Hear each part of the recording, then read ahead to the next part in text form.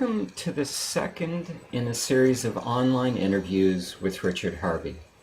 My name is Rob Meager.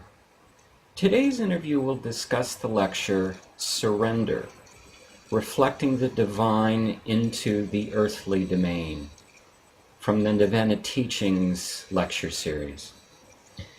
This lecture is available in written form in Moksha Dawn, an ebook you can order from the books page of the Sacred Attention Therapy website.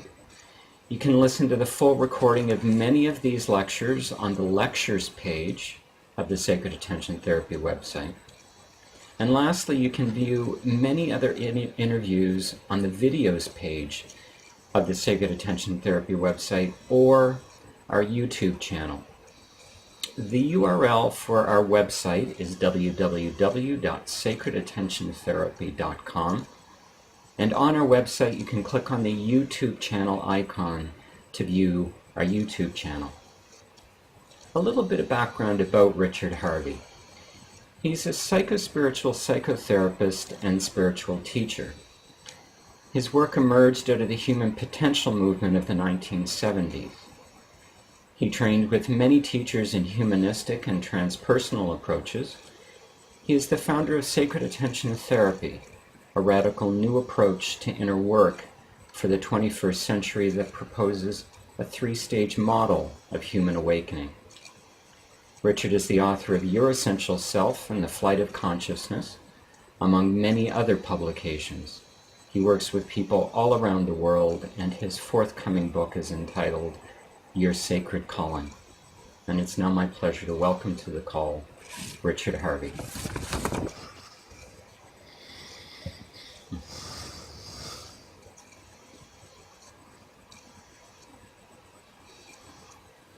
Good to be with you in this space.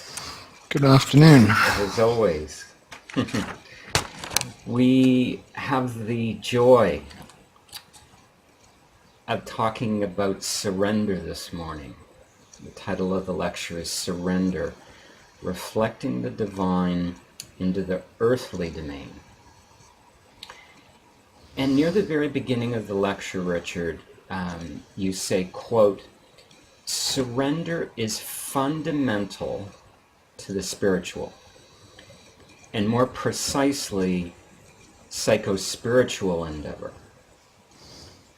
And I wanted to begin by asking, why is it that surrender is fundamental to the psychospiritual endeavor?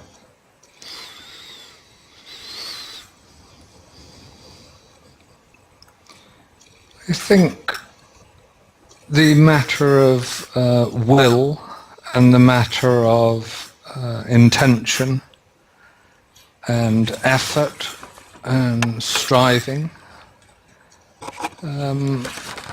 eventually are limited, and if you venture some distance into the psychospiritual journey, perhaps in therapy or meditation or spiritual discipline or through counseling, there comes a point where you realize that your personal striving is limited in terms of transformation, for the simple reason that that which is involved in the striving or the will or the effort is itself the thing that is to be transformed. Therefore there's a reaching beyond, a reaching out in some way, even in advanced psychological growth, personal transformation, and most certainly in the spiritual and therefore the psychospiritual endeavor. And surrender is that begins, I think, with the admitting that I, in the sense that I'm the limited self or the contraction of the egocentric identity that I've adopted, just isn't enough. And I think that in Buddhism we have rather a lovely saying, which is the idea of offering up. When you yourself cannot go further, when you realize your own limitations and the edges of yourself, and that you can go on no more. You've taken intention and effort to its very end. You offer it up. You just say, I don't know, I can't go any further. And this is the gesture, so to speak, or perhaps it's bowing, but either way it's an act of surrender to what at the time appears to be, because one isn't ready to embrace it, a higher being or a higher force. You remind me of a dear soul who attends one of my study groups who speaks repeatedly but passionately about surrender.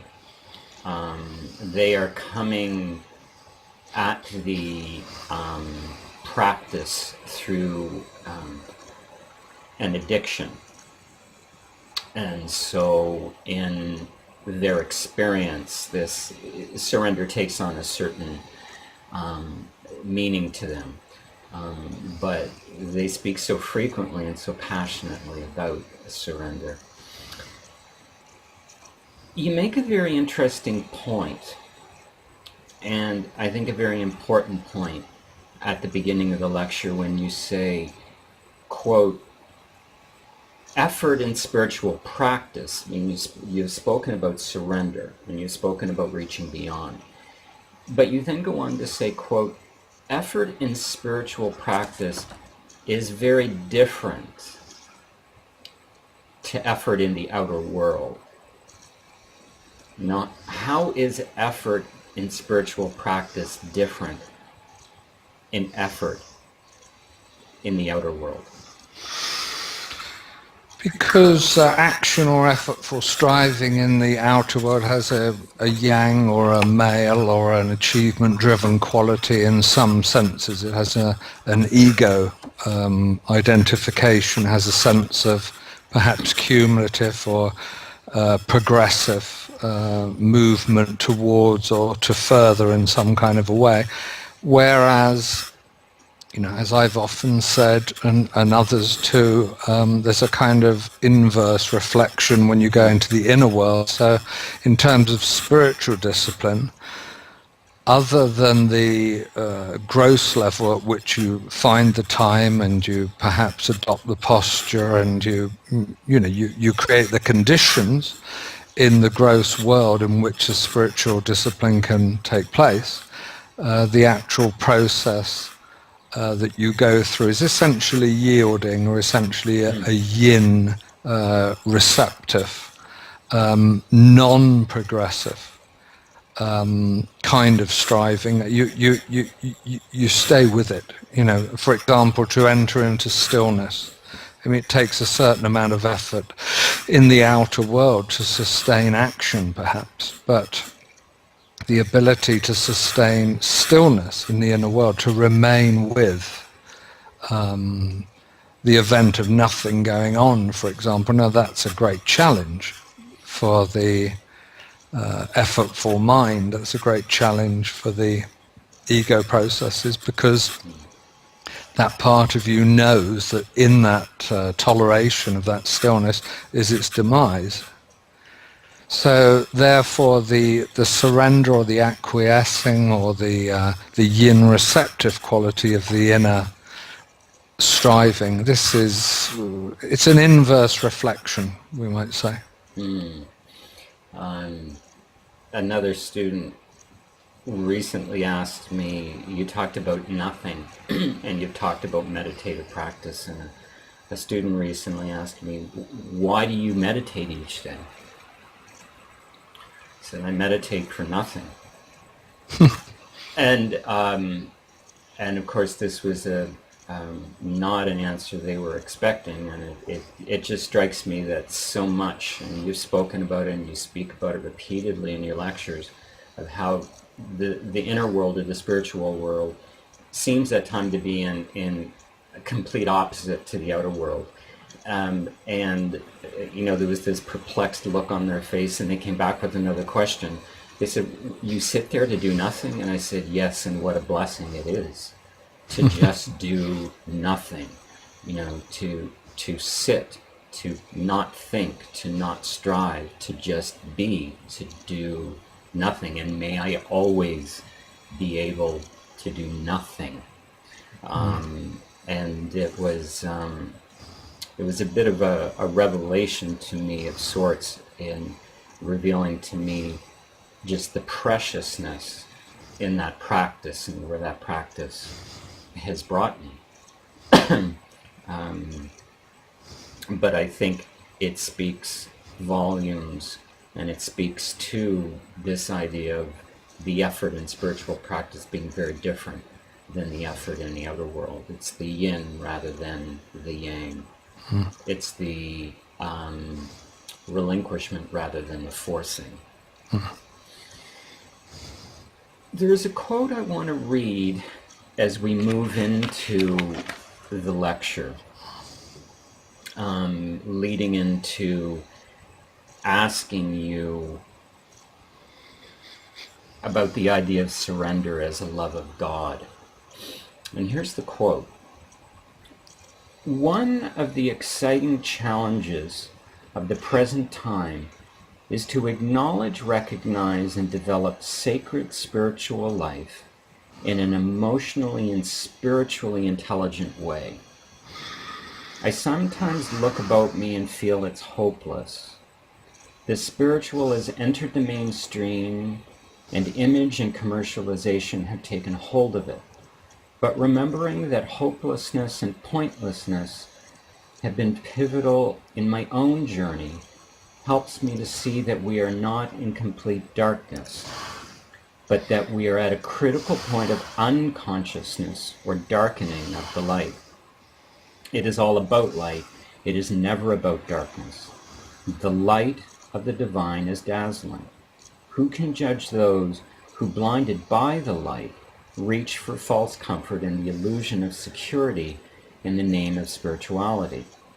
Yet there is only one way to be realized, to be liberated, to be saved, and that is through the love of God. This metaphor is a symbolic representation of something which sounds much more mundane. There is only one way to be real, to live in truth, and that is through surrendering to your real nature, your true self, discarding what is unreal and entrusting yourself, soul and spirit, to the depths of reality and truth itself without reserve, holding nothing back, keeping nothing at all for yourself. And this is surrender. And so I wanted to ask, can it be said that the only way to experience surrender is through the love of God? And if so, how can we manifest that love of God in our daily lives? You know, this word God, it is, this is the word that we traditionally have for the mystery itself, or it is, after all, synonymous with truth or reality, not truth and reality in the sense of any concept or anything that has an opposite, but the absolute. And so all of the different names, of course, Brahman, the divine, and many, many others from many different cultures, all in the end express this idea-less sort of idea that we have, that we summarize as God. So this is the sense in which surrender is always to God, first of all. Because it's always to something greater than ourselves, and what's greater than ourselves is the mystery, because we are definable, shall we say. Or perhaps, to put it a far better way, there's two parts to you. There's the force and there's the truth. There's the ephemeral and there's the eternal. There is the human and there is the divine. And where they meet, of course, is a fascinating and wonderful place to visit, but you visit there to go past it to truth, at which point you yourself in your identity become clothes, something that's sort of hanging there that you put round you and you present yourself. It's a vehicle for you, for your spirit. So therefore, whenever you've gone to the edge of the definition of yourself, you're now moving into the unknown in that sense all surrender surely then is of God or to God or appealing to God, which appears to be other until you've developed that relationship. What's the second part of the question? If surrendering, or if the experience of surrender is through the love of God, how do we manifest this love of God in our daily lives? Yes.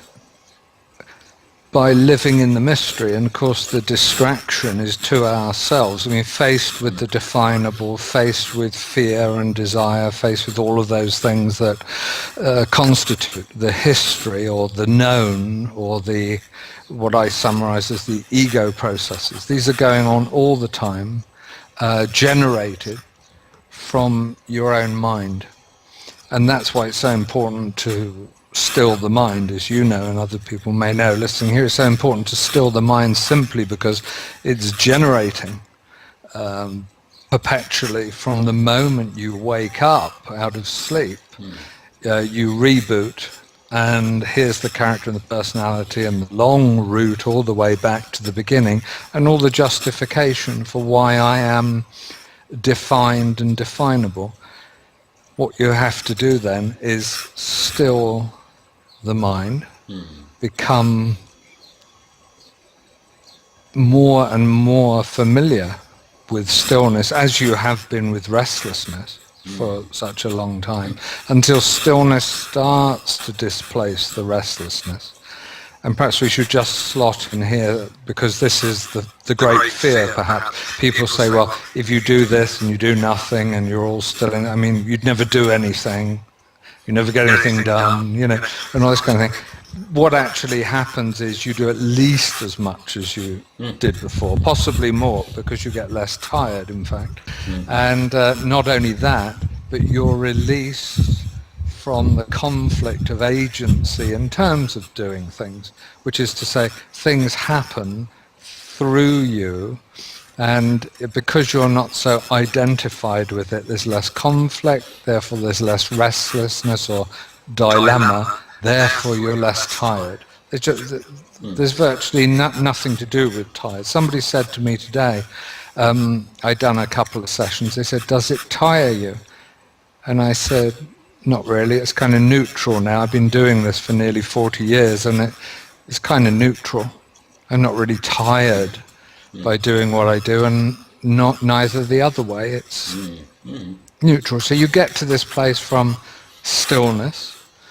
I've been blessed, and you too have been blessed with this calling or this work in which, in a way, meditation is central to what you do, or a still receptive place of being with people in your ministry and my practice. So we've got this great advantage, really, a wonderful gift of being able to spend some time of our week in that endeavor of active meditation or residing in the stillness over and above whatever else we may do for our own discipline. So within that, then, as the stillness is replaced, then devotion for God, toward God, sets in, of course, because the divine isn't something that we search for, of course, as again we've said in previous lectures and talked about. It only appears when the seeking stops, for the simple reason that you can't seek that which is already the case. It's already here. It's more present than you are when you're being restless or in a dilemma. So at that point it presents, and at that point you fulfill your devotion towards it quite naturally, and not in a what I call the world of three, I doing this to you, but rather this merging or unity. Now, in what you just shared in response to that question, how do we experience through the love of God, you talked about releasing yourself from the hindrance of desire. And you talk at a point in the lecture, and I think it's a fundamental spiritual teaching, not only in this lecture, but it's fundamental to other spiritual teachings. You say, quote, all objects of desire are a hindrance. Everything. And why is desire a hindrance? It presupposes lack. And when people who are meditating for a little while begin to get this, but for people who are not there yet, so not wishing in any way to talk down things that people know already, you can center yourself here in this organism, but it's a matter of choice. I can decide I'm Richard Harvey. I don't believe it for a minute, but I can do that, and I've had times in my life where I was convinced. Now, I would ask people to do the spiritual exercise of looking back and noticing how the inculcation, the hypnosis, the indoctrination through family friends, peer groups, education, on through higher education, career, and all this kind of thing, keeps directing you back, and people are saying, Robert this and Robert that and Richard this, and you're sitting there saying, oh, okay, eventually you just sort of give in. And I actually remember giving in. I remember people, I remember the outside world seemed to be saying, you're this and you're not that, and this is you, and whatever, and there's this kind of mirror there. And not believing a word of it, and then think, oh, the heck, if everyone's going to keep telling me these things, must be me, somehow. And I think that's more or less it. I mean, try and remember that when you finally gave in. You certainly didn't believe it when you were 1 or 2 or 3, for example. You didn't really believe it at all, and maybe much later you still didn't really believe it at all. By the time you're 8, it's pretty much taken over as the basic fundamental belief, what Krishnamurti called the thought that is I. And this thought now establishes itself as a right there in the center. And of course, I'm Richard Harvey, but I don't believe it. It's and I don't you believe it that you're Robert Muir. It's convenience. It's another label. That's right. It's something else that enables us in a certain kind of interaction. But when you meditate and you find your center somewhere else entirely, globally or universally or etherically or whatever, you realize it's simply a label, it's simply a place you may stuff yourself into and conveniently relate, so to speak, from. So bearing all of that in mind, it means that when you want something or you need something, you think, I really want that, and I really want that because, and I really want to be in a relationship with that person, I have this new sofa, or I want a car, or I want this life, or that book, or I want to go to that Vipassana retreat or something. Just try it, Let it and you have no separation, have no distance whatsoever from that person, from that object, from that event. And then breathe into that. Where I often get challenged, Richard, with this idea of, to use your quote, all objects of desire are a hindrance, everything, is, I'll be saying, but Yogananda wanted nothing more than to know God. And Rob, isn't that a desire to know God? So is then the desire to know God a hindrance? And it's the classic kind of challenge or comeback from a student, a seeker, a teacher, another individual on this idea that all desire is a hindrance. How would you respond to that? Before I respond, I just must say, the classic way, which is lovely, and maybe you're familiar too, but this has been asked of so many masters in the East and the West and everywhere else. And of course, the classic response, which I think is wonderful, is the thorn that removes the last thorn. So, the wanting to know God, that desire, is as the final desire, is the thorn that you use to remove the final thorn. And it's It's just a lovely metaphor, it's a lovely explanation. You need this one. So once you've got there, so providing it's genuine, the desire to know God is the desire that releases you from all desires. So that's lovely.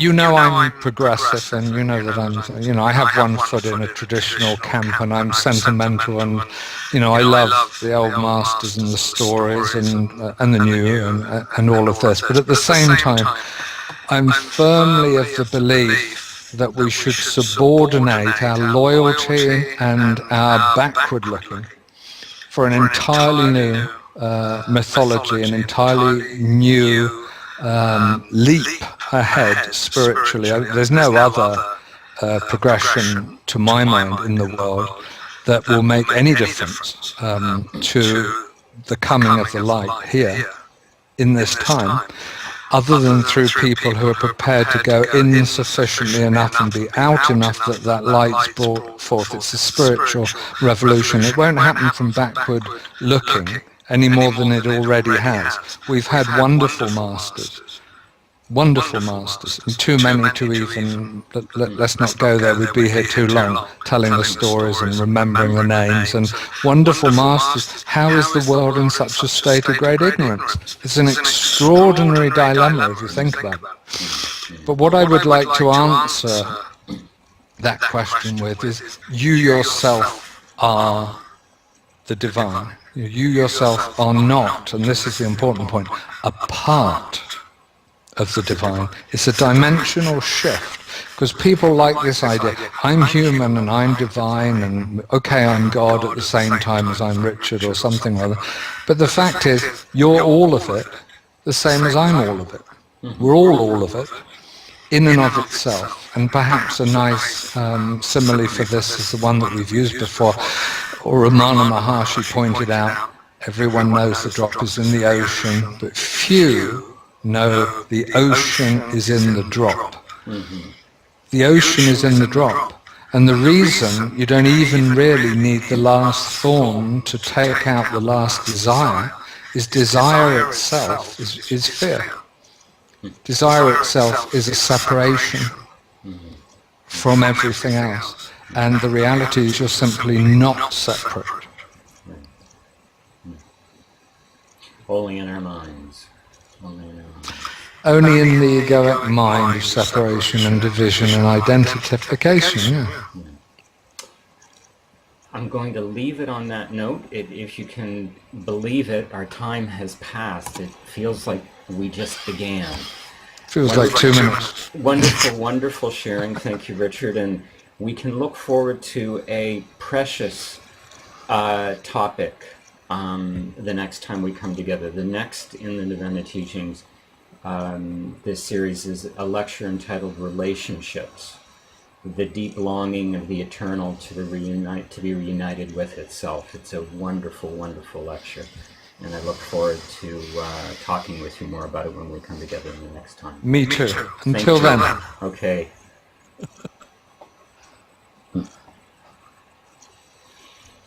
Bye-bye. Bye for now.